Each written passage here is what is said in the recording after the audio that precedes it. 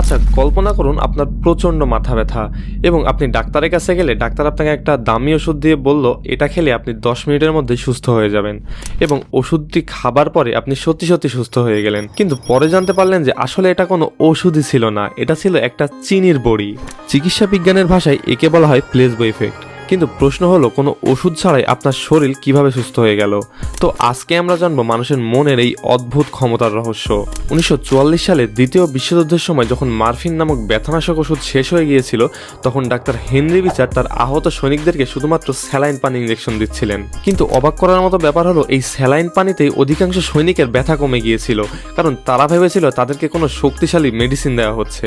পরে 2010 সালে Harvard medical স্কুলের প্রফেসর টেড ক্যাপচাক একটি যুগান্তকারী গবেষণা করেন। তিনি 80 জন আইবিএস রোগীকে দুটি দলে ভাগ করেন। একটি দলকে কোনো ওষুধ দেওয়া হয়নি এবং অন্য দলকে দেওয়া হয়েছিল সাধারণ চিনির বড়ি। মজার ব্যাপার হলো, যাদের ওষুধ দেওয়া হয়েছিল তাদের বলে দেওয়া হয়েছিল এগুলো ভুয়া ওষুধ, কিন্তু এই ওষুধ সেবনের পরেও নাটকীয়ভাবে তাদের অবস্থার উন্নতি ঘটে, যাকে বলা হয় ওপেন লেভেল প্লেসবো। তার মানে শুধুমাত্র ওষুধ খাওয়ার অভ্যাসই আমাদের মস্তিষ্কে সুস্থ হওয়ার সিগন্যাল পৌঁছে দেয়।